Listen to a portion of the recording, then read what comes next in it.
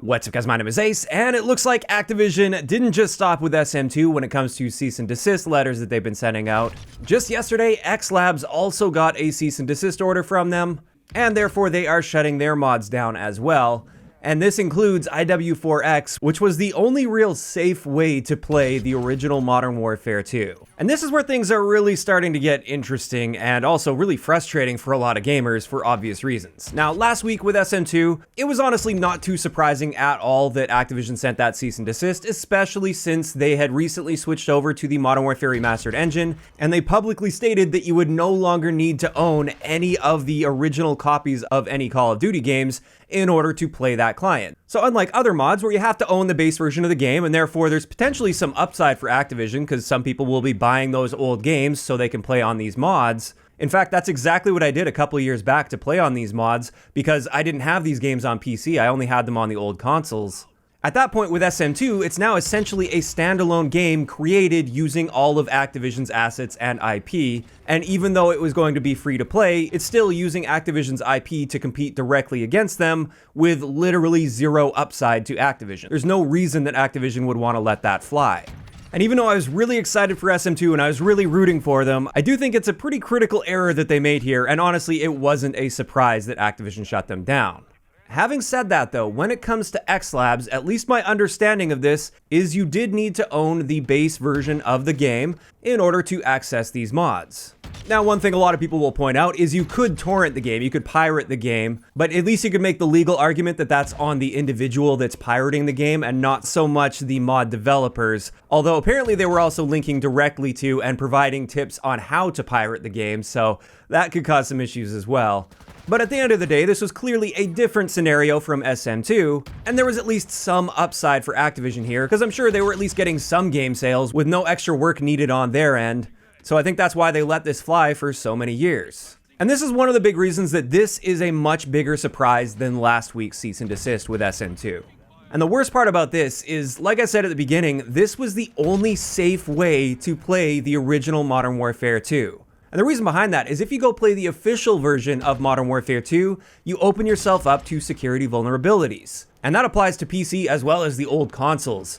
On the very tame side of things, you could have your account reset, you could have a bunch of things done to your account in-game that could screw your account over in some way. But I've also read reports of people either getting doxxed or viruses from playing these old games, because the security on these old games fell apart and they weren't keeping them updated. And that's the part that's a big kick in the gut for anybody that wanted to experience those old Call of Duty games. It's one thing if Activision were to keep up the security on those and manage to make them a safe place to play, but to my knowledge, they're not doing that at all, and now there's just no real safe way of experiencing the original Modern Warfare 2 multiplayer experience. So yeah, this one really sucks. At the end of the day, of course, this is Activision's IP, and it is well within their legal rights to do this. But as a player that has no other option to experience those old games, it does seem like a slap in the face. Now, having said all of this, I don't think these are just coming out of nowhere. IW4X has been around for years at this point, completely untouched, and of course Activision would have been aware of them. So why are these cease and desist letters going out now? What triggered this?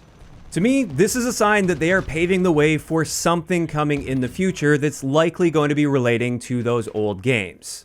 Now, one theory I've got here, and this would be a really lame one if this is the case, it's been rumored for quite some time now that with Modern Warfare 2, it was meant to be a 2-year CoD, and on the 1-year mark, they were apparently planning to release a big map pack update that had most, if not all, of the original Modern Warfare 2 maps, and they would then be playable in the current Modern Warfare 2. That's also apparently the reason we haven't seen any original Modern Warfare 2 maps in the current Modern Warfare 2. Now that they've apparently pivoted to CoD 2023, it's still expected that these maps are going to come out at some point, probably with CoD 2023.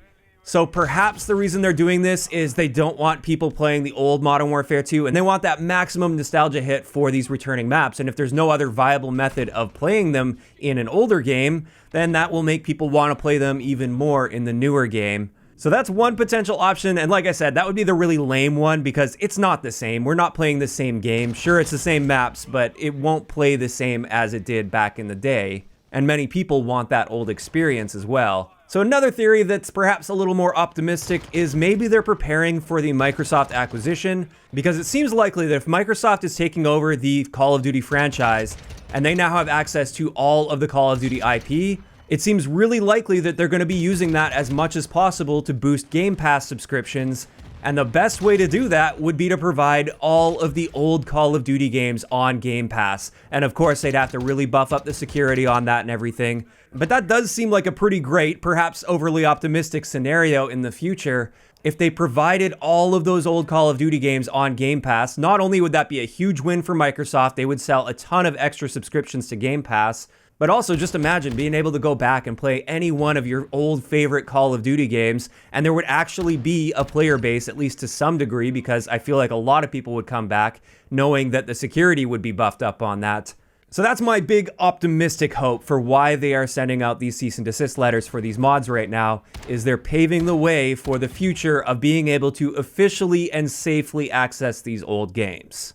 I'm really hoping it's this case rather than the previous one that I laid out, because if they're doing this just to promote basically this map pack that's coming to a new CoD game, that would be super lame of them to be taking that away from us.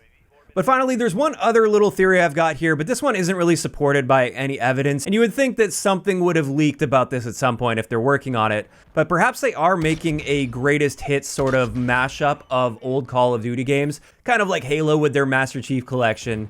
Maybe they're working on something like that as well. And again, they don't want that competition from the old games and mods on those old games. Like I said, though, I think this one's fairly unlikely because I feel like if they were working on something like that, there would at least be some rumors, some hints that something like that is coming. And so far, we haven't heard anything like that. And with that, I think that's a good place to leave this.